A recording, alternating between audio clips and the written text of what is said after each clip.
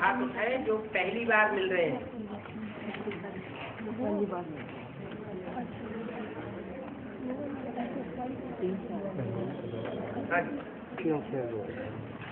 बाबा मैं एक बात बोल चाहती हूँ, जो मेरे पास जीवन खाली वहाँ की दमक मारी आचरण की, उसमें भी एक माता ने इंसान को बांधा गया का चयन कर लिए।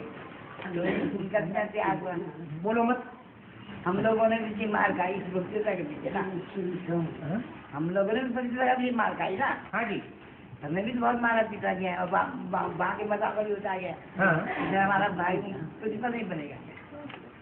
जैसे भक्ति मार्ग में कहते थे ऋषियों मुनियों ने इतने हजारों वर्ष तपस्या की, जब जन्म रह के कितना पवित्र रहे, एक जन्म पवित्र रहे या जन्म जन्मांतर पवित्र रहे? ऋषि मुनि महर्षि जन्म जन्मांतर पवित्र रहे। उसके मुकाबले ब्रह्मा कुमारियों ने कितनी पवित्रता धारण की? कितने जन्म की? एक जन्म की धारण की। तो ये तो कोई बात नहीं हुई। बाप पवित्र बच्चों को आगे रख देते हैं या पवित्र बच्चों से ही प्यार करते हैं या पतितों से भी प्यार करते हैं? पतितों को पावन बनाने आता हूँ, पवित्र सन्यासियों को पावन बनाने के लिए नहीं आता। ये आपका जवाब। और गंगा को कहते हैं कि ये ब्रह्मा की कमंडल में गंगा है और विष्णु के बुद्धि रूपी पावन बाबा ने बताया, शंकर के गीता में लिखा है। हाँ जी। और ये भी बताया कि गंगा जो है सभी कोई ऐसे युगल है जिनके स्वभाव संस्कार कलयुग अंत तक नहीं टकराती है। तो वो युगल कौन है और बुद्धि रूपी पाँव का मतलब क्या है? मतलब पाँव में कमंड शंकर जिज्ञासा का मंथन करते हैं, विष्णु के बुद्धि रूपी पाँव में लिखा है मतलब, और ब्रह्मा के कमंडलों के अंदर है। इसमें कंट्रास्ट हुआ तीनों के अंदर क्या क्या कंट्रास्ट का है? कमंडल भी बुद्धि है, कमंडल भी बुद्धि रूपी कमंडल है, और जो पाँव है बुद्धि रूपी पाँव है। जो ब्रह्मा है कोई विष्णु है, अलग अलग का है। और ये दो युगल कौन है जिनके श्वास में कभी टकराए नहीं और गंगा उनके साथ नहीं चलते? इतनी बड़ी दुनिया है, 500-700 करोड़ पात्रधारियों, उनमें कोई ऐसा युगल तो होगा, यज्ञ के आदि में भी होगा और अंत में भी ऐसा कोई युगल होना चाहिए जिससे गंगा की पैदाइश हो।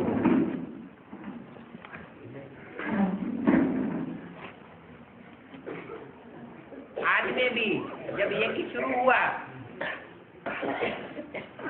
तो जो गायन है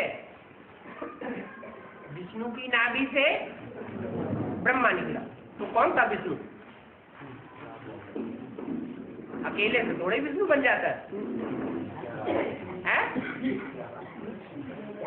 हाँ, कोई आत्मा थी जो अंत में युगल बन के संसार के सामने प्रत्यक्ष होगी। वही आत्मा यज्ञ के आदि में भी थी और युगल रूप में थी। आपस में संस्कार उसी तरह नहीं टकराते थे जैसे मम्मा ओम राधे और दादा लेखराज ब्रह्मा के संस्कार कभी टकराते हुए किसी ने देखे नहीं। ऐसे ही वो तो ऊंचे से ऊंचे पाठधारी हो गए।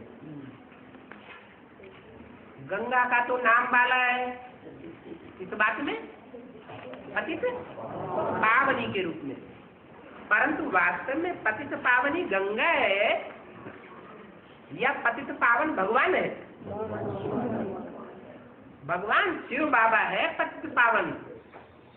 लेकिन जो बच्चे बहुत सर्विस में सहयोगी बनते हैं, आगे बढ़ते हैं, उन बच्चों को बाप अपने सर पर प्यार से चढ़ाई लेते हैं। सर्विस करेंगे तब प्यार से चढ़ा देंगे या पहले ही चढ़ा लेंगे? सर्विस करके दिखा दें तो प्यार से सर के ऊपर चढ़ा देंगे, नाम वाला कर देंगे। भले पाठ पहले से प्रत्यक्ष हो जाता है क्या कि ये लक्ष्मी पाठधारी है, पाठ पहले से बात इशारा कर देते हैं कि ये जगदम्बा का पार्ट है। पार्ट पहले से घोषित कर देते हैं ये गंगा का पार्ट है, परंतु क्या प्रत्यक्ष हो जाता है? नहीं हो सकता। ऐसे 9 लाख सितारे आसमान में चमकेंगे ऊंची स्टेज में दुनिया के सामने। चैतन्य सितारे होंगे ना, नंबरवार होंगे ना। तो ऐसे ही ये गंगा, ये लक्ष्मी, ये जगदम्बा, ये यमुना, ये चैतन्य सितारे हैं, लेकिन सबकी नजरों में अभी मान्यता नहीं है। मान्यता कब होगी? है जब सेवा करके दिखाएं। और सेवा करके दिखाने के लिए ये आत्माएं, लक्ष्मी तो बन गई अलौकिक परिवार में, कि लौकिक परिवार से बंद करके रही, अलौकिक परिवार से बंद करके रही, इसलिए नारी से क्या बन गई? आज से अंत तक अलौकिक परिवार की बंद करके रही, तो नारी से लक्ष्मी बन के रही। और जगदम्बा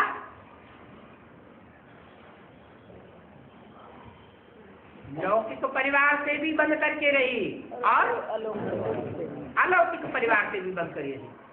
और एक जन्म से बंद करके रही या अनेक जन्मों से बंद के रही? अनेक जन्मों की भी छाप पड़ी हुई है, क्योंकि जगदम्बा है। सारे जगत की अम्बा का मतलब क्या हुआ? असुरों की भी अम्बा और देवताओं की भी अम्बा। देवताएं तो थोड़े से हैं, और असुर तो दुनिया में सैकड़ों गुने ज्यादा है, और 7 की अम्बा है। तो ज्यादा संग किसका लगता है? असुरों का लगता है या देवात्माओं का लगता है? असुरों का संग ज्यादा लगता है। तो जगदम्बा जो है, संग का रंग जन्म जन्मांतर का असुरों का ज्यादा लगने के कारण संसार के सामने महाकाली के रूप में पहले प्रत्यक्ष हो जाती है। बाद में लोग समझते हैं कि ये सतोप्रधान स्टेज में दुर्गा है और तामसी स्टेज में महाकाली है। ऐसे ही गंगा सदैव पतित पावनी ही बन करके पाठ बजाती है, कि गंगा के बारे में फिल्म भी बनी है, राम तेरी गंगा मैली। क्यों मैली? अलौकिक परिवार की बन करके रहेगी तब मैली, या अंत तक लौकिक परिवार की बन करके रही तब मैली? तब मैली होगी। अगर सच्चा पुरुषार्थी है तो चाहे बेसिक ब्राह्मणों का परिवार हो और चाहे एडवांस ब्राह्मणों का परिवार हो, सरेंडर होने वाली कन्याएं जो है चाहे तो पवित्र जीवन बिताए सकती है। कोई उनके मार्ग में बाधा नहीं आएगी। अलौकिक परिवार में भी कोई बाधा नहीं डाल सकता, क्योंकि समाज उंगली उठाएगा, ये क्या तुमने संस्था खोली है इतनी ऊंची और तुम ये ऐसे करने के लिए जबरदस्ती करते हो, तो कोई जबरियन नहीं करा सकता। पवित्र रहना चाहे तो कोई भी कन्या पवित्र रह सकती है, बेसिक में भी और एडवांस। लेकिन लौकिक दुनिया में कोई कन्या ये कहे कि मैं गंगा बन जाऊंगी, लक्ष्मी बन जाऊंगी, जगदम्बा बन जाऊंगी, नवदेवी बन जाऊंगी, बन सकेगी? नहीं बन सकती। तो कौन से माँ बाप से बन करके रहती है? लौकिक माँ बाप से बन करके रहती है। लौकिक से हटकर जब अलौकिक परिवार में आ जावे, अलौकिक संबंध पक्का करे और निभाए, तब वो गंगा के रूप में सारा संसार उसको मानने के लिए मजबूर हो जाए। तो ये लौकिक परिवार में कोई ऐसा परिवार है जो माँ बाप दोनों मिल करके रहते हैं, एक दूसरे को क्रॉस नहीं कर सकते, और उस परिवार में गंगा भी पल रही है। टाइम आएगा तो प्रत्यक्ष हो जाएगी। प्रत्यक्षता के लिए शास्त्रों में क्या दिखाते हैं? कि गंगा प्रत्यक्ष हुई? कैसे प्रत्यक्ष हुई? अरे कोई लौकिक परिवार में ही बंद करके अंत तक रहे तो प्रत्यक्ष हो जाएगा। राज्यों की सिद्धि कर लेगा, राज परिवार में आ जाएगा? नहीं आ सकता। राज परिवार में आने वाले संपूर्ण समर्पित बुद्धि होने चाहिए, फिर होंगे तो नंबरवार, वो तो बात अलग, लेकिन समर्पण में जीवन जरूर होना चाहिए। लौकिक के प्रति नहीं, किसके प्रति? अलौकिक के प्रति। फिर अलौकिक में भी अच्छे अच्छे माँ बाप होते हैं नंबरवार, और लौकिक में भी माँ बाप अच्छे अच्छे होते हैं, जो आज से अंत तक शादी होने के बाद आपस में निभा के रखते हैं, एक दूसरे का त्रास नहीं करते।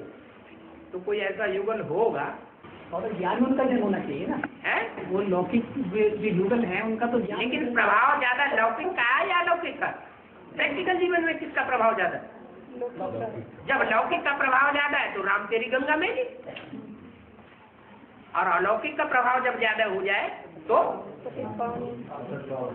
राम की गंगा पावन ही होगी और पतितों को पावन बनाने में सहयोगी होगी।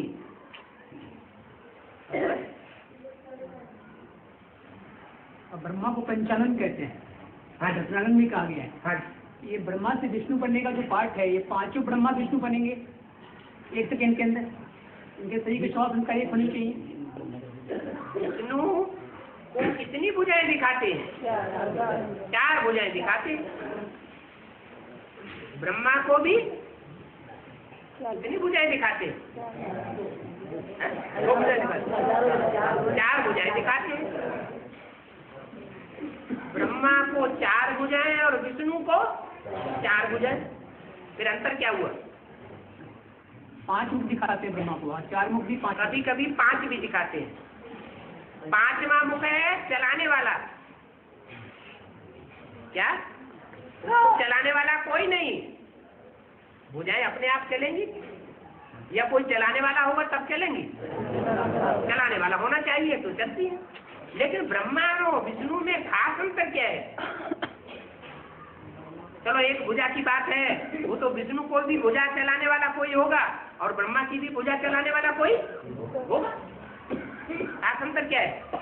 संपूर्ण बना हुआ नहीं, खास अंतर ये है कि ब्रह्मा को मुख भी दिखाए जाते हैं। क्या? मुख अनेक दिखाए जाते हैं, माना वो सब अपनी अपनी मत के आला है। क्या? 5 की मत यानी बुद्धि रूपी मुख एक दूसरे से मिलता जुलता नहीं है, तो ब्रह्मा के अनेक मुख है। जैसे रावण के अनेक मुख है, वैसे ब्रह्मा के अनेक मुख। रावण को भी वेद शास्त्र हाथ में दिखाते हैं और ब्रह्मा को भी वेद शास्त्र हाथ में दिखाते हैं। ब्रह्मा भी भगवान नहीं बनता और रावण भी भगवान नहीं बनता। क्यों? भगवान एक को कहा जाता है या मुही बातें करने वाले को कहा जाता है? जो एक मुख से बात करे, आज से लेकर के अंत तक एक ही बात। ऐसे नहीं बेसिक नॉलेज में मुरली में एक बात बोले और एडवांस में नॉलेज में दूसरी बात बोले। ऐसे हो सकता है क्या? भगवान है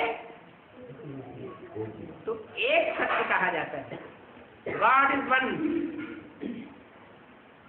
तो सत्य एक होगा या अनेक होंगे? सत्य एक होता है। तो ब्रह्मा को अनेक मुख भी दिखाते हैं और विष्णु को एक मुख दिखाते हैं। माने भले 4-5 ब्रह्मा मिलकर के एक विष्णु में तिरोहित हो जाते हैं संस्कार से, मत एक हो जाते हैं, लेकिन 4-5 आत्माएं सहयोगी एक मत से बनती हैं। ये नहीं एक इधर चले, एक उधर चले, एक उधर चले, एक मत होगा। तो जब पांचों आत्माएं एक मत से कार्य करेंगी तो पक्के पक्के पांडव कौन हुए? मुट्ठी बंध जाएगी, वही पक्के पांडव हो गए जो परमात्मा बाप की मत पर पक्के पक्के चलते हैं। इसलिए विष्णु की जो भुजाएं चार हैं वो उन अधूरे ब्रह्मा की सूचक हैं। जो विष्णु की चार भुजाओं में चार आयुध दिखाए जाते हैं। चारों ही ब्रह्मा एक जैसे पुरुषार्थी हैं या नंबरवार पुरुषार्थी है? नंबरवार पुरुषार्थी है, एक जैसे पुरुषार्थी नहीं हो सकते। इसलिए विष्णु की कोई भुजाएं ऊपर वाली है, कोई भुजाएं नीचे वाली है, कोई भुजाएं दाईं ओर की है और कोई भुजाएं बाईं ओर की है। बायां हाथ अच्छा या दायां हाथ अच्छा? दायां हाथ अच्छा होता है, अच्छा कर्म करने वाला होता है। आपका प्रश्न? 5 मुख दिखाया ब्रह्मा को, तो पांचों ब्रह्मा को विष्णु बनना चाहिए। पांचों ही ब्रह्मा विष्णु बनते हैं, लेकिन विष्णु की जो चार भुजाएं हैं वो चार भुजाएं हैं सरस्वती, ओम राधे और जगदम्बा, तीसरी लक्ष्मी और चौथा ब्रह्मा स्वयं दादा लेकर, और चारों को चलाने वाला रामबलिया। बाबा ये सरस्वती की आत्मा के अंदर राम की बाप की व्यवस्था तो नहीं होती, उनको ब्रह्मा नहीं कहेंगे ना। किसको? सरस्वती जो भुजा है वो तो ब्रह्मा नहीं है।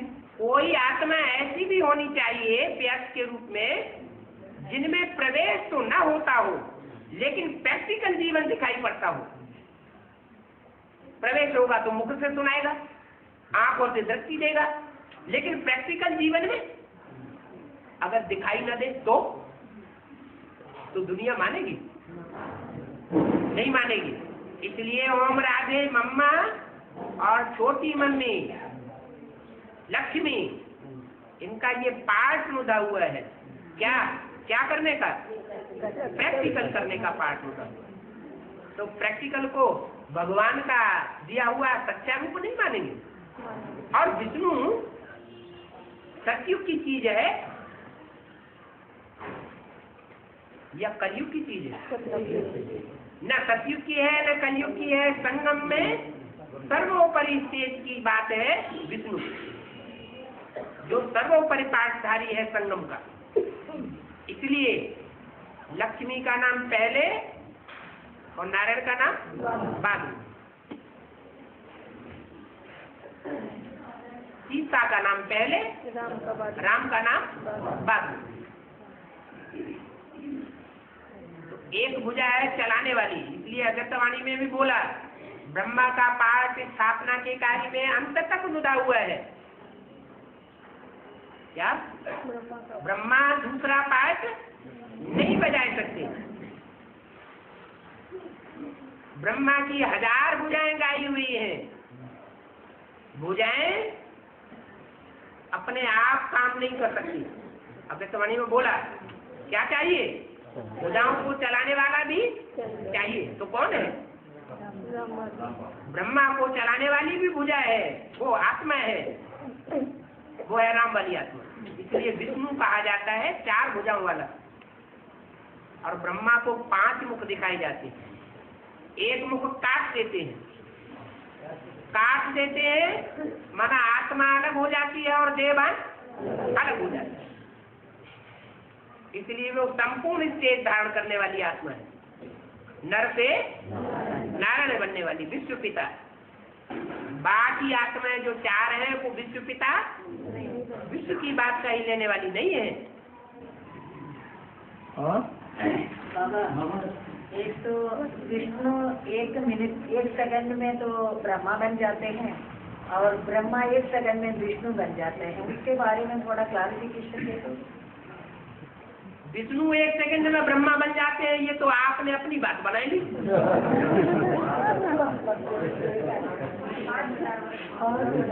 हाँ, विष्णु को ब्रह्मा बनने में, नीचे उतरने में 5000 साल लगते हैं और ब्रह्मा से विष्णु बनने में 1 सेकंड लगता है। वो 1 सेकंड है निश्चय बुद्धि बनने का। जब अटल निश्चय बुद्धि आत्मा बन जाए तभी समझो ब्रह्मा तो विष्णु बन जाए। और विष्णु के लिए एक नहीं चाहिए, एक से विष्णु होता है क्या? विष्णु माने कंबाइंड या अकेला? राम वाली आत्मा अकेला कुछ नहीं कर सकती। भले प्रैक्टिकल जीवन में है, साकार शरीर से है, तो भी अकेला चना भार नहीं छोड़ सकता, साथी चाहिए। इसलिए दिलवाड़ा मंदिर में, जो हर मंदिर में छोटे छोटे मंदिर 108 बने हैं ना, उनमें हर मंदिर में सिर्फ माँ बाप ही दिखाए हैं या साथ में बच्चे भी दिखाए हैं? पूरा परिवार सहयोगी हो, एक मत हो, एक मत का धागा हो, तब फाउंडेशन पड़े। बाबा अष्ट देवताओं में किन किन का नाम आता है बाबा? कौन सा देवताओं का? भक्ति मार्ग में जो गायन है, जो मूर्तियां बनी हुई हैं, वो मूर्तियां किसकी यादगार है? कोई प्रैक्टिकल कर्म किया है तो उनकी यादगार बनी हुई। उत्तर भारत में मूर्तियां तो नहीं है, लेकिन नवग्रहों के रूप में कोई भी अनुष्ठान करेंगे तो पूजा जरूर होगी। जब तक नवग्रहों का पूजन न करें तब तक कोई अनुष्ठान पूरा नहीं माना जाता, चाहे वो शादी हो, चाहे वो यज्ञोपवीत हो, चाहे वो मृत्यु हो, अंतिम क्रिया हो, पूजन जरूर होता है। और दक्षिण भारत में मूर्तियां नहीं, दक्षिण भारत में सिर्फ मान्यता नहीं है लेकिन मूर्तियां भी हैं। अष्ट देवों की मूर्तियां हैं वहां, बड़े बड़े पुराने मंदिरों में। कहते हैं कि रावण ने देवताओं को अपनी पाटी से बांधा हुआ था, वायु देवता को भी पाटी से बांध लिया। क्या? उंगली का इशारा करता था और हवा चलने लगती थी जोर जोर से। गर्मी को ठंडी बना देता था, ठंडी को गर्म बना देता था। अग्नि देवता को कंट्रोल में किया हुआ था। एक उंगली का इशारा किया और एटम बमों का धमाका शुरू। इतना पावरफुल था। ऐसे रावण की जकड़ से वो अष्टदेव कैसे छूटे? है? कुछ किया होगा कि ऐसे ही छूट गए? पुरुषार्थ किया। क्या पुरुषार्थ किया? सबसे बड़ा पुरुषार्थ ये किया जो पहला प्रश्न है परीक्षा का, फाइनल पेपर का। क्या? जो हुआ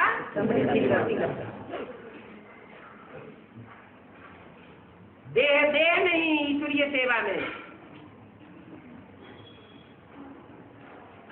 देह के संबंधी नहीं ईश्वरीय सेवा के लिए। और देह के जो पदार्थ हैं, देह का पोषण करने वाले, वो पदार्थ कोई चीज नहीं, पुरुषार्थ को आगे रखेंगे। पदार्थों के पीछे अपने पुरुषार्थ को रोकने वाले नहीं होंगे, ईश्वरीय सेवा को रोकने वाले नहीं होंगे, पदार्थों के पीछे नाराज होने वाले नहीं होंगे कि हमें ये चीजें नहीं मिलेगी तो हम सेवा घर में बैठ जाते।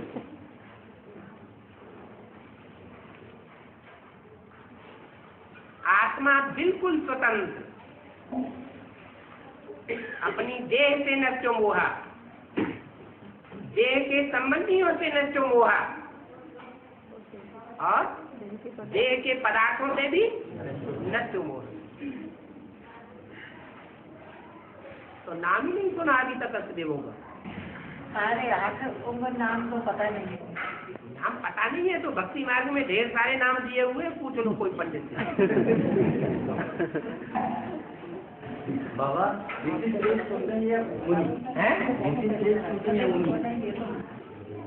ऋषि कहते हैं पवित्र को, ऋषि के,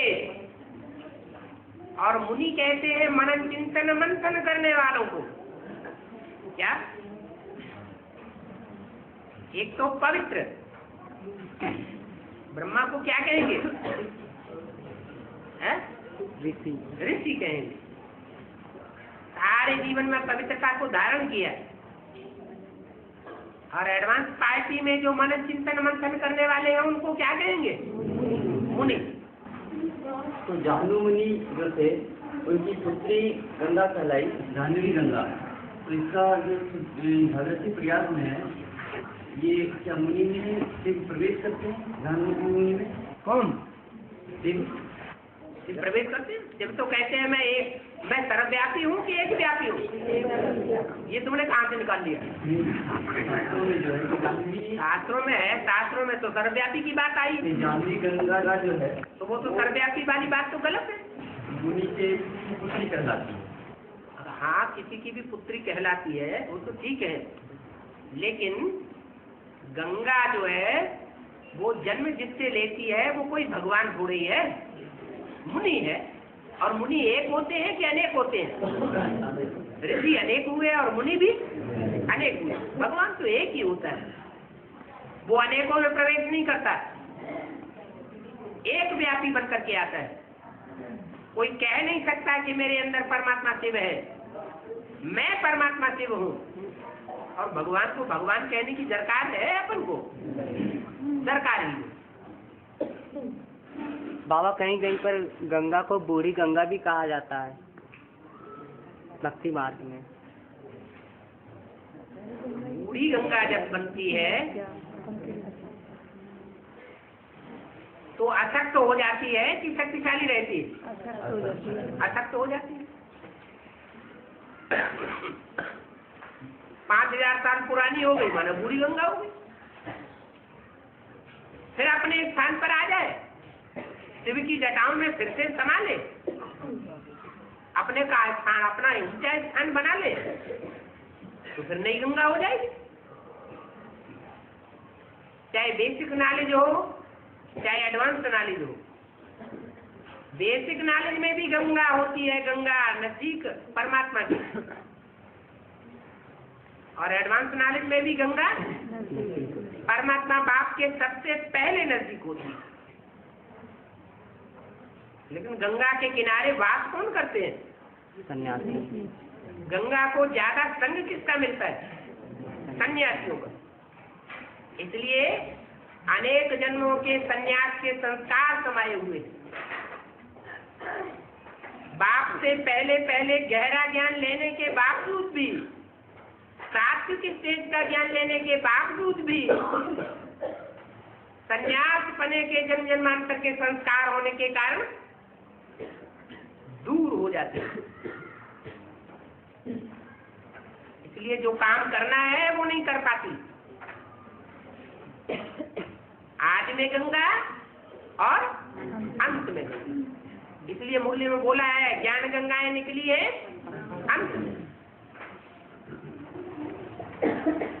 और बाबा शंकर में बाबा शिव, राम और कृष्ण की आत्मा को दिखाते हैं। बाबा ने कहा कि कृष्ण बच्चा जो है तो इंटरफेयर भी करता है। कृष्ण को चिन्ह दिखाया गया है, माना ज्ञान चिन्हमा है। ज्ञान चिन्हमा ज्ञान सूर्य की प्रखरता को कैसे धूमिल कर देती है, इंटरफेयर कैसे कर देती है? ज्ञान सूर्य तुम किसको मानते हो? साकार को मानते हो या उसमें जो निराकार प्रवेश है उसको मानते हो? साकार प्रवेश है वो ज्ञान सूर्य है ना। ज्ञान राम की आत्मा भी तो ज्ञान सूर्य कहीं पाट जाती है ना अंत में। राम की आत्मा सूर्य है या शिव सूर्य है? राम की आत्मा है। राम की आत्मा सूर्य है। सूर्य वंशी है या सूर्य है? वंशी है। वंशी अलग बात और सूर्य होना अलग बात। अगर ऐसा न होता तो विनाश के का टाइम पर 9 ग्रह आपस में टकराते हैं। सबसे पावरफुल ग्रह कौन सा है? नहीं, बृहस्पति। जो पावरफुल है वही बचेगा और बाकी सब खलास हो जाते हैं। क्या सूर्य खलास हो जाता है? सूर्य थोड़े खलास हो जाता है। तो राम वाली आत्मा सूर्यवंशी है, सूर्य नहीं है, सागर है। बाबा असदेव कब तक प्रत्यक्ष होंगे? अभी प्रत्यक्ष होने शुरू हो गए, ये तो पता ही नहीं चला तो क्यों कहते हो कब प्रत्यक्ष होंगे? सारे 8 असदेव ना, अब 8 असदेव कब प्रत्यक्ष होंगे? 108 कब प्रत्यक्ष होंगे? जब पुरुषार्थ पूरा होगा तो प्रत्यक्ष होंगे। क्या तिथि तारीख बताई जाती है? हाँ बाबा शंकर के भी 5 मुख दिखाते हैं जी, शंकर को भी 5 मुख दिखाते हैं। हाँ, तो कोई अलग आत्मा है क्या? एक व्यक्तित्व नहीं है, मुख दिखाते हैं ना बाबा। हाँ, व्यक्तित्व एक ही है। एक है। तो वो जो ब्रह्मा का रूप है वो शंकर का रूप धारण नहीं करते क्या? ब्रह्मा वाली आत्मा शंकर का पाठ नहीं बजा सकती, बजाती है प्रवेश करके। तो ऐसे ही और भी जो ब्रह्मा है नंबरवार, वो भी प्रवेश करके तीनों पाठ बजाते हैं, लेकिन प्रत्यक्ष रूप में सिर्फ स्थापना का पाठ था। और हाँ जी, सदा भगवान हेलो 5 देव रक्षा करें। विष्णु के पाठ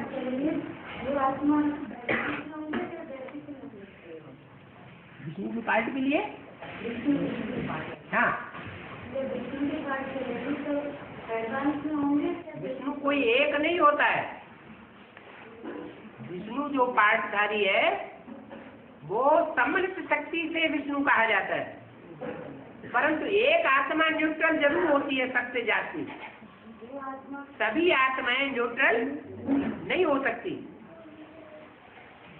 शंकर को सामना करने की शक्ति और ब्रह्मा को सहन शक्ति दिखाई गई है, लेकिन जो विष्णु का पाठधारी होगा वो न्यूट्रल होगा, न ज्यादा स्ट्रिक्ट और न ज्यादा लीनेंसी वाला, माना तालमेल होगा। इसलिए एक आत्मा जरूर इस धरती पर ऐसी है जिसमें पक्का 100% तालमेल रहता है, वो विष्णु कहा जाए, वैष्णो देवी कही जाती है। वैष्णो देवी जो है वो बेसिक में ही होंगी, एडवांस में सूर्यवंशी है। आखिरी सब सारे के सारे सूर्यवंशी बन करके रहेंगे या कोई और वंश के रह जाएंगे? भले अभी दूसरे धर्मों का छिलका चढ़ा हुआ हो, लेकिन अंत में क्या हो जाएंगे? सूर्यवंशी हो जाएगा। और विजयमाला में जितने भी निकलेंगे, राधा के कुल से जितने भी निकलेंगे, वो कौन से वंश के होंगे? चंद्रवंशी होंगे। चंद्रमा की अहवाली में पलने वाले होंगे, चंद्रमा को ही सर्वोपरि मानने वाले होंगे। हाँ जी, है ना लक्ष्मी नारायण जी, है वो लक्ष्मी नारायण जी हाँ तो हाँ वो आदि में क्या देवता में उनकी दुल्हन थे। आपने आपको बताया कि वो आदि में भी थे, अंत में भी होंगे। वो जो वही है। ये तो एक समझने की बात है, जिनके आदि में संस्कार मिल रहे होंगे अंत में भी उनके संस्कार मिलेंगे। जो आदि तो अंत, ये समझने की बात है। आज में अगर किसी के पास कोई प्रूफ है कि जो भागीदार था और उसकी जो युगल थी, उस युगल में और भागीदार में झगड़ा होता था, कोई ब्रह्मा कुमार कुमारी के पास कोई प्रूफ हो तो बताए। ऐसा प्रूफ मिला किसी को? नहीं मिला। आज में विष्णु तो अंत में भी विष्णु। लेकिन बाबा वो अलग नहीं हो गए थे। कौन? वो ब्रह्मा बाबा के साथ कभी नहीं गई थी वो। तो महाराज की जो युगल थी, वो ब्रह्मा की बहन थी। माता थी। हाँ, माता तो थी, लेकिन ब्रह्मा बाबा की बहन थी या कोई दीगर थी? बहन थी, तो बहन को अपने भाई के पास रहने का अधिकार नहीं है?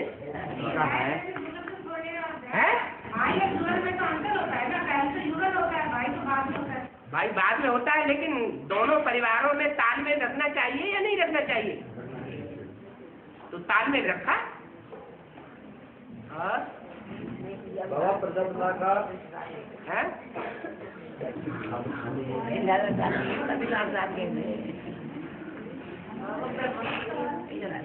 है सूर्यवंशी कैसे दादा लेकर? ब्रह्मा ब्रह्मा सूर्यवंशी दादा लेख रहा सूर्यवंशी कहाँ बोला? दादा लेख रात को तो ब्रह्मा को तो चंद्रमा ही बताया मुरलियों ने। सूर्यवंशी राधा होगी? मुरली में तो नहीं बोला कि राधा सूर्यवंशी होती है। कृष्ण बच्चा सूर्यवंशी और राधा चंद्रवंशी, इसलिए बड़ी भारी मुझ हो गई है कि दोनों मिलकर के एक कैसे हो। सूर्यवंशी कृष्ण तो चंद्रवंशी राधा के घराने में जा नहीं सकता, क्योंकि वो अपन ऊंचा समझते हैं। तो तालमेल कैसे मिले? जब शादी होती है तो तालमेल बढ़ाया जाता है ना, ये मेल कैसे हो? सूर्यवंशी अपने को ऊंच समझते हैं। जब शादियां होती हैं तो लड़का उच्च कुल का होता है या लड़की उच्च कुल की होती है? लड़का उच्च कुल का होता है। सभी ब्राह्मणों में यही परंपरा चली आई है। तो कृष्ण है उच्च कुल का और राधा है उससे कुछ कम नीचे कुल की। इसलिए आज भी ये परंपरा ब्राह्मणों में चल रही है, खास करके उत्तर भारत में, कि लड़के वाले लड़की के यहाँ नहीं जाएंगे। क्या किनको आना पड़ता है? लड़की वालों को लड़के वालों के यहाँ आना पड़ता है। भी कहते हैं कि सूर्यवंशी कहते हैं। अरे जो ज्ञान सूर्य शिव की बातों को माने वो सूर्यवंशी, और जो ब्रह्मा की बातों में लिपट के रह जाए तो चंद्रवंशी। हाँ बाबा रुको,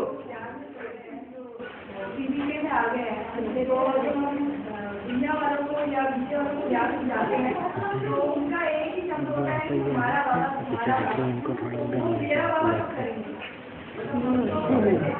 जब तुम्हारे अंदर इतनी पावर आ जाए कि आपको देखते ही वो कन्वर्ट हो जाए, इतनी प्योरिटी आ जाए। अगर प्योरिटी हमारे अंदर नहीं है, योग बल की पावर भी नहीं है कि हम कोई आत्मा जो सन्मुख आए उसको कन्वर्ट कर सके अथवा प्यार के बंधन में बांध सके, तो कैसे मानेंगे? बाबा अंतिम जन्म 36 में 84वां अंतिम जन्म है जी। और बाबा ने जो बोला 84 जन्मों के अंत के भी अंत के जन्म में आता हूँ, ठीक है। तो बाबा ये 76 से लागू किया जाए राम वाली आत्मा को। ये एक्स्ट्रा ऑर्डिनरी जन्म नहीं है। हाँ एक्स्ट्रा ऑर्डिनरी जन्म है। हाँ, ये पहला जन्म भी है और अंतिम जन्म भी है। पहला जन्म इसलिए है कि संगम युग में 18 के बाद जो सतयुग आएगा उसमें वो शरीरधारी जिंदा रहेगा या मृत्यु को प्राप्त हो जाएगा? जिंदा रहेगा, कंचन काया बना के रहेगा। तो जन्म तो यही चलता रहा ना 76 के बाद। इसलिए ये अंतिम जन्म भी है और पहला काला जन्म भी है। इसलिए कृष्ण को क्या कहते हैं? श्याम सुंदर। ऐसे नहीं पहले जन्म में काला फिर अगले जन्म में गोरा, नहीं। एक ही जन्म में एक ही शरीर से काला पुरुषार्थी और एक ही शरीर से गोरा पुरुषार्थी। बाबा ऐसे नहीं कि ब्रह्मा बाबा आज तक काले रहे, पतित रहे और सतयुग में जन्म लेंगे तब गोरे हो जाएंगे, इसलिए उनको श्याम सुंदर कहा जाएगा। ऐसे होगा?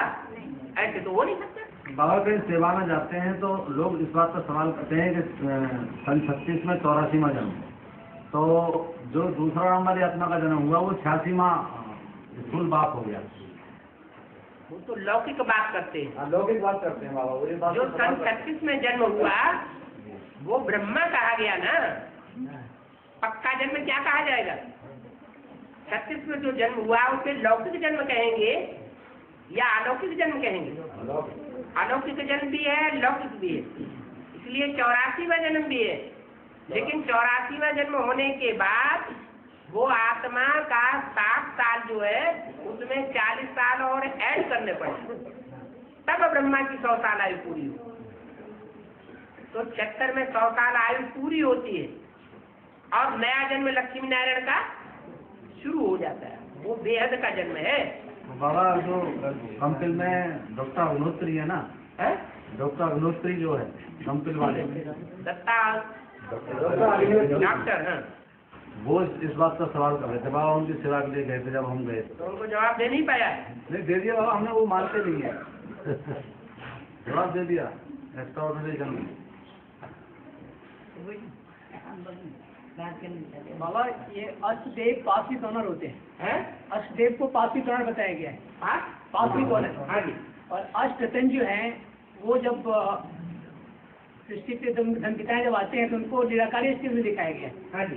लेकिन ऊंचे तो ऊंचे तो अष्टदेव कहे गए हैं, अष्टतन के जीवन भजन किया जाए तो देवता ऊंचे से ऊंचे होते हैं या 8 रतन नंबरवार होते हैं? नंबर अष्टदेव देव हैं, देवताएं सूर्यवंशी होते हैं या और वंशी होते हैं? सूर्यवंशी होंगे। और जो रतन है, कोई हीरा है बहुत कीमत वाला, कोई माणिक है, कोई पन्ना है, कोई मूंगा है, एक दूसरे से कम कीमत वाले हैं। इसलिए रतन अलग बात और अष्टदेव अलग बात। बाबा एक बात मैं पूछती है, मैं बोल रहे समझ नहीं है मेरी बात। जब पाकिस्तान में गए वहाँ से कलकत्ता से आए तो आप लोग 7-5 जने आए ना साहब, विरोध क्यों हुआ? 7 जने आए ना सारे संपत्ति, वो कहते वकील को उनके हवाले कर दी थी, आपके पास सही छोड़ जाता है, संपत्ति इनके पास रही ना, सारी संपत्ति दादा देखना के पास रही ना, आपने सही छोड़ दिया माना देखना। मुझे तो पता नहीं, मैंने सही छोड़ दिया। रामदेव वही बात है, बात वही है बेटा, भाई बात वही है ना, आप वही आपको बनी ना नाम से भगवान। बेटा तो मैं हूँ आपका। बाप भी है बच्चे भी, तो माता जी में मतलब उन लोग जैसे आप वहाँ से आ गए, सारे 4 जने आए, 5 जने वहाँ कलकत्ता से कराची में 5 जने आए ना। कराची में नहीं आए, कलकत्ता से सिंध हैदराबाद में गए। 5 जने आए, सिंध हैदराबाद में झगड़ा हुआ। ये बात है, लेकिन ये उत्तर नहीं आपको मिला कि झगड़ा किस लिए हुआ। तो ये भी तो मुख्य बात है, झगड़ा किस लिए हुआ। एक यज्ञ में किस बात पर झगड़ा होता है? पवित्रता की बात पर झगड़ा होता है। यज्ञ के आज में भी झगड़ा किस बात पर हुआ? पवित्रता की बात पर झगड़ा हुआ। ये धोबी घाट यज्ञ के आदि से ही चलता चला आया। जिनकी बुद्धि में बैठ गया कि बाप आया हुआ है पतित कपड़ों को धोने के लिए, आत्माओं को पावन बनाने के लिए, उन्होंने तो लड़ाई नहीं लड़ी। और जिनकी बुद्धि में नहीं बैठा उन्होंने झगड़ा शुरू कर दिया। अरे आज भी दुनिया में एडवांस पार्टी हो चाहे बेसिक नॉलेज हो, दुनिया वालों ने झगड़ा किस बात पर किया? पवित्रता की बात पर। जो नहीं समझते हैं उन्होंने झगड़ा किया। जिनकी बुद्धि में बैठ गया ये पतित पावन बाप का ही कार्य हो सकता है और किसी मनुष्य का काम नहीं। मुरली में भी बोला कि शास्त्रों में लिख दिया है रानियों को भगाया 16,000 को। अरे ये तो बाप का काम है, ये अम्मा का काम नहीं था। ये प्रजापिता की कहानी है, मुरली में बोल दिया।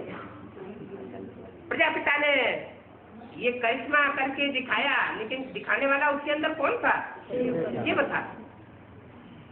ये ब्रह्मा की बात नहीं थी। ब्रह्मा का तो नाम बाद में ब्रह्मा कुमारी बनने वालों ने थोप दिया कि ब्रह्मा ही गीता का भगवान। असल में उस समय भी 300-400 जो भागी थी वो ब्रह्मा के पीछे नहीं भागी थी, बाप के पीछे भागी थी। आज में तो अंत में भी देखने में आ गई।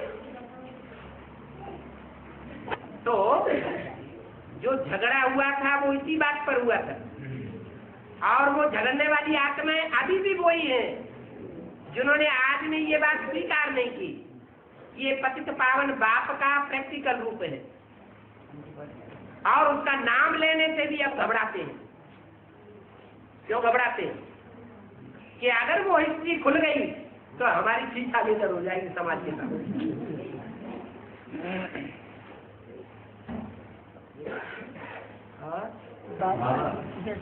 बाबा छोटी मम्मी से बात हुई हमारी, 3-4 महीना पहले बात हुई थी। तो जब मैंने ओम शांति माता जी कर दिया, जैसे कहती मैं लक्ष्मी बनूंगी, तो मैंने माता जी कर दिया, तो कहती मैं माता जी नहीं हूँ, मैं डीके वेदांती हूँ। आगे भी बात हुई थी हमारी, तो वो माता जी की नहीं स्वीकार करती है, वो माता जी की नहीं स्वीकार करती है। तो अच्छी बात है, खराब बात है। कोई किसी को बहुत ऊंचा उठा के कहे तुम ये हो और वो ना माने, अपने को ऊंचा न स्वीकार करे। मान लो भगवान ही हो और तुम कहो कि आप भगवान हो, और वो कहे नहीं हम भगवान नहीं है, तो खराब बात है, अच्छी बात है? जब भगवान बाप अपने को गुप्त बना के आता है, तो भगवान का जो फॉलोअर है पहला नंबर, लक्ष्मी तो पहला नंबर फॉलोअर बनती है, तो वो अपने को ज्यादा आगे आगे बढ़वा के दो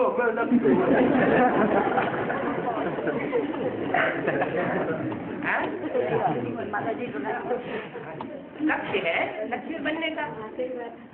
बाबा चैतन्य ज्ञान सागर इतना मतलब मीठे, उन्हें बोला जाता है चैतन्य ज्ञान सागर को कि प्रेम का सागर है और मीठा ज्ञान भी सुनाते हैं, लेकिन जो जड़ सागर है उसका पानी इतना क्यों खारा है? जो मुरली में तो बोला है सागर खारा भी तो सागर मीठा भी। जो मीठा सागर है वो धाराएं बहती हैं, गलपश्चिम धारा वगैरह, वो मीठा पानी बहता है उनमें। तो कहीं सागर मीठा है और कहीं सागर खारा है। मोस्टली कैसा है? मीठा खारा है, क्योंकि सारी दुनिया कैसी है? खारों के लिए खारा और मीठों के लिए मीठा। एडवांस पार्टी वालों को भगवान का पाठ मीठा लगता है या खारा लगता है? मीठा लगता है। क्यों? और बेसिक वालों को खारा क्यों लगता है? कथावादी नमकीन अच्छा क्यों नहीं लगता?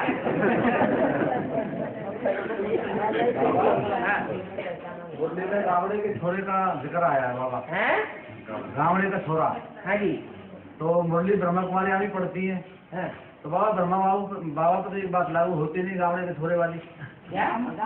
गावड़े का छोरा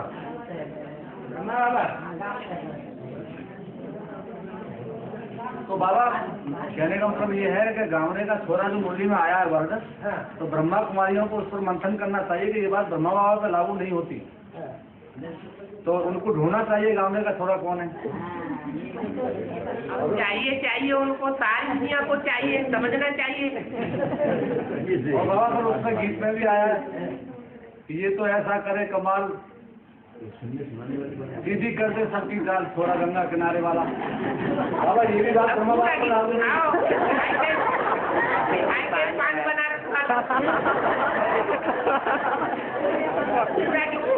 बड़ा अच्छा लगे।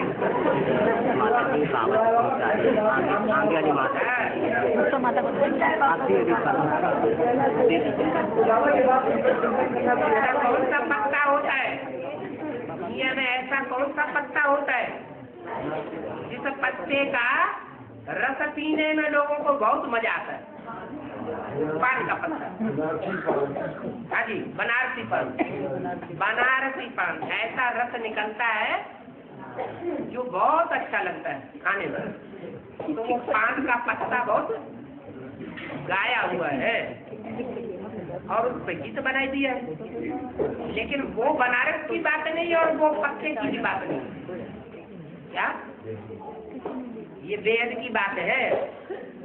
पत्ता भी वेद का है और बनारस भी वेद का है। जहाँ ज्ञान का रस बना बनाया मिलता है, ज्ञान का रस बनाने की कोई को दरकार नहीं है। बाबा, कृष्ण और क्राइस्ट की रात मिलाई जाती है। अब तो कृष्ण है नहीं। बाबा ने एक मुरली में कहा है जैसे कृष्ण बैगर बना है वैसे क्राइस्ट भी भीख मांगता होगा। भीख मांगने के लिए जहाँ तक बात आती है वो है राम, और राम का संस्कार क्राइस्ट से भिन्न है। कृष्ण और क्राइस्ट का संस्कार कैसे?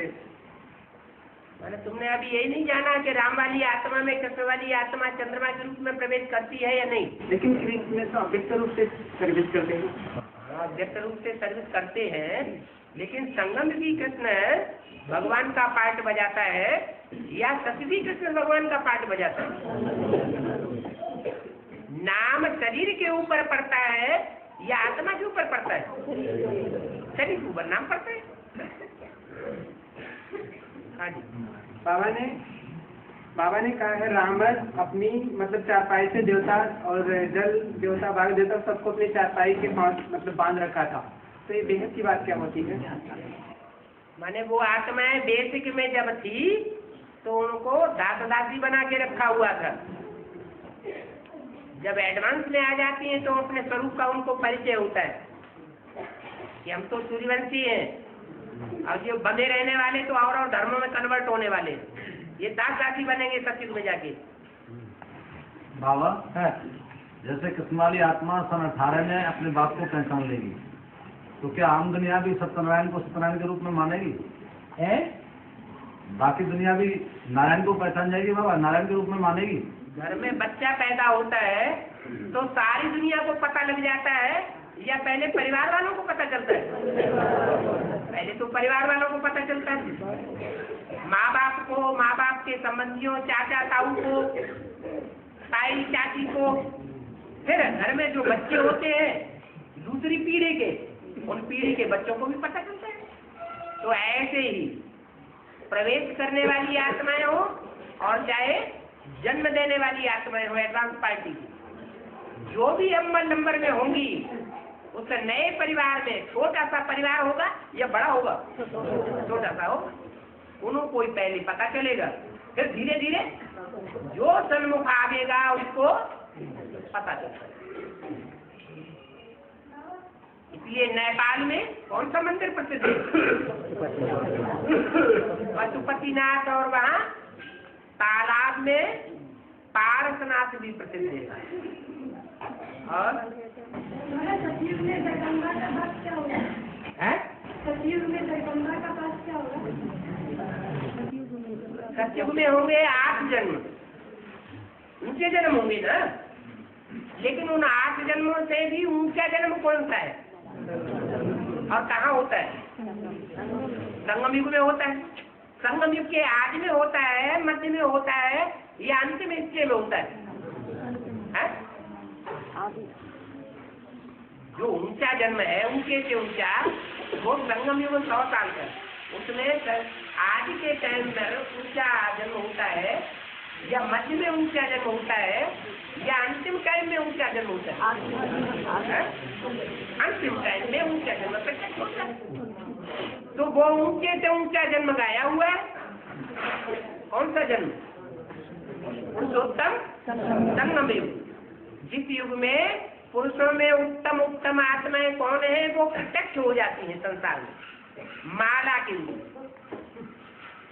तो एक ही जन्म में कोई आत्मा ऊंचा पद पाएगी या हर जन्म में ऊंचा पद पाएगी? सतयुग में एक जन्म में ऊंचा पद, बाकी उनके बच्चों को नंबर नहीं देंगे। तो जगदम्बा संगम युग में गाई हुई है या सतयुग में? संगम युग में ऊंची पद पाती है, बाकी सतयुग में न लक्ष्मी ऊंची पद पाएगी ना नारायण ऊंची पद पाएगा। जिसने संगम युग के ऊंचे से युग में ऊंचे से ऊंची प्रारब्ध भोग ली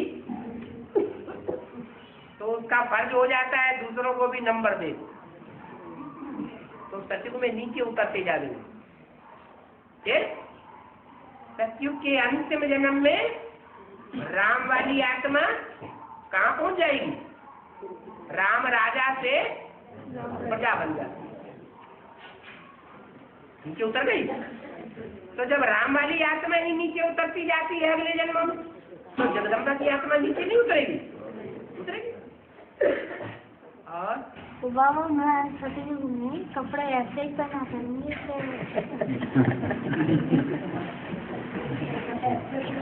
बड़ी भारी चिंता हो रही है। हाँ, कपड़े अच्छे अच्छे पहनने को मिलेंगे कि नहीं मिलेंगे?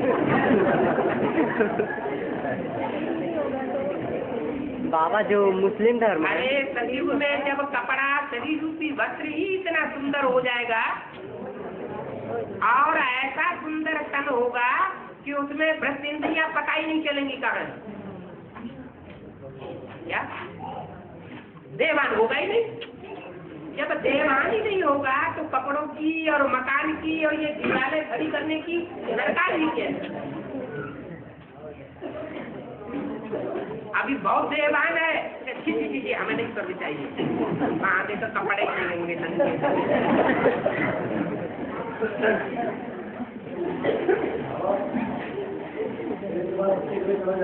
हैं?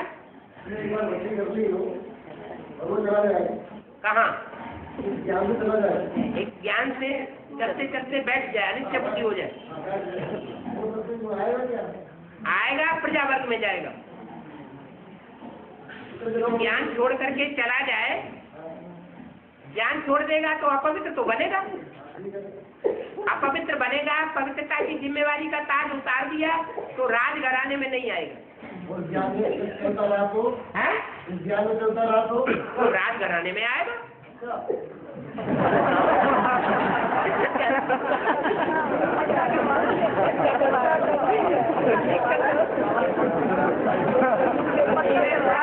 धीरज फाइनल पेपर नहीं हुआ है।